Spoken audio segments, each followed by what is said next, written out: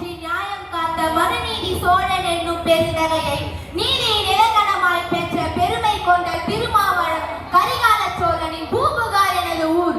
பெரும் வணிகன் மாசாத்துவானின் மருமகள். என் பேர் கண்ணகி. உன் முறையீடு என்னவோ? நீ யார் என்று முதலில் கூறு. முத்து விளைகின்ற மூன்று கடல் சூழ்ந்திருக்கும் தென்னகத்தில் முரசுகள் கொட்டி உன் சங்கம் வளர்த்து முக்கொடி நிழலிலே உன் தமிழை காப்பாற்ற வந்திருக்கும் மூவேந்தரின் பரம்பரையின் பெருமைகளை மூலியாக்க முடிவு புரிந்து மன்னா, எந்த முறையீட்டை கேட்பதற்கு முன் நான் யார் என்று முழுமையாக தெரிந்து கொள்க. யார் நீ?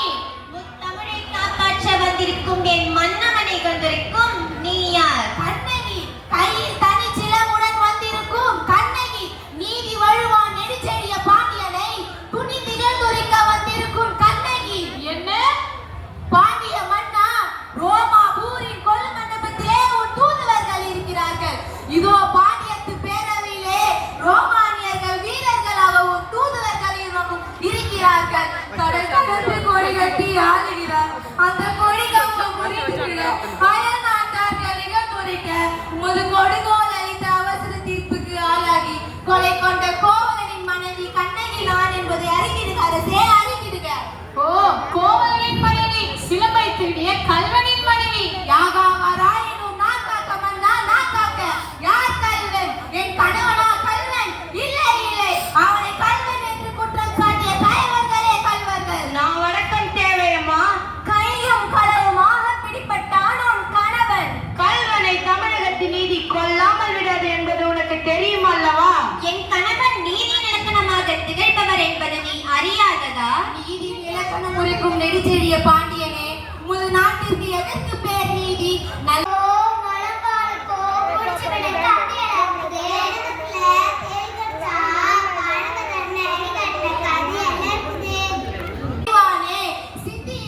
நன்றாக சிந்தியுங்கள். குற்றம் சாட்டப்பட்டவரின் மறுப்புகளுக்கு மதிப்பு தராமல் கொலையாடுவதில் அவ்வளவு அவசரம் காட்டுவனே, இதற்கு பேரா நீதி?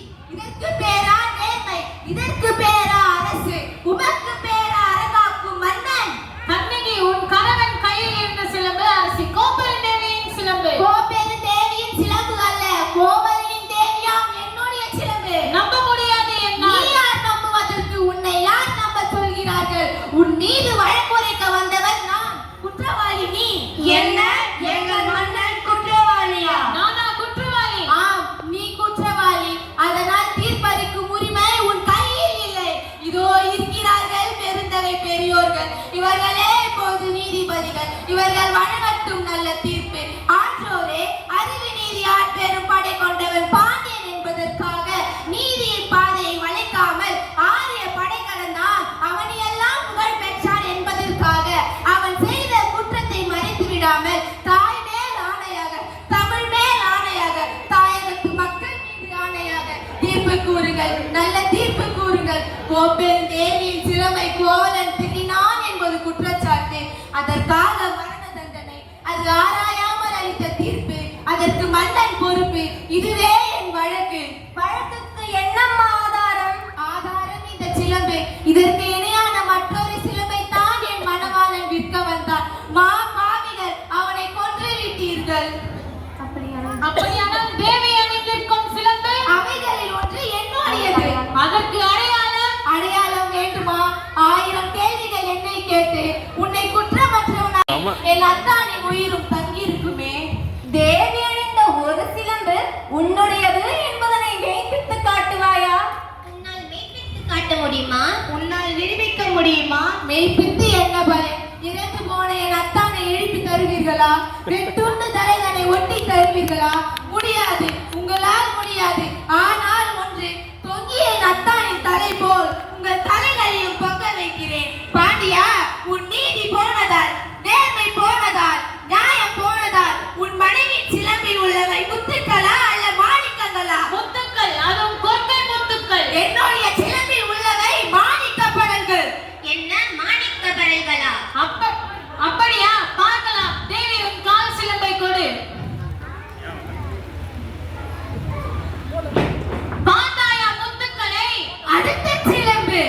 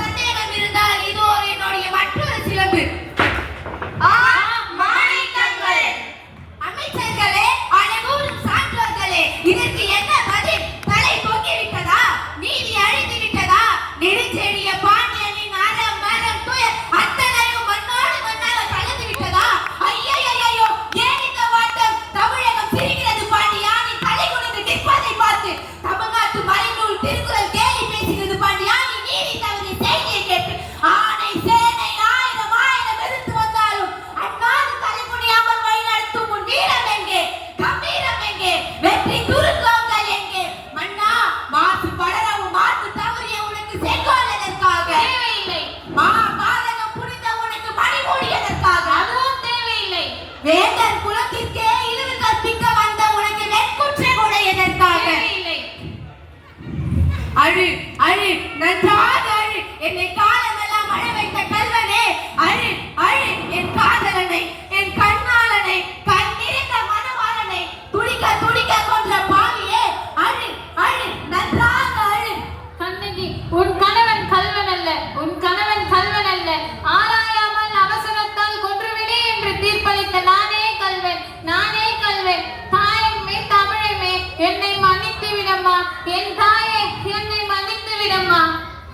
அரசே அரசே, நீதி தவறியதான் வளைந்த செங்கோலை உங்கள் உயிர் கொடுத்து நிமிர்த்தி விட்டீர்களே அரசே.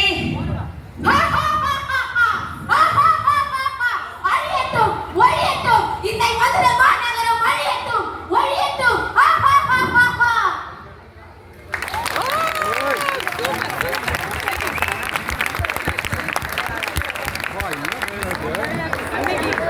Cancel.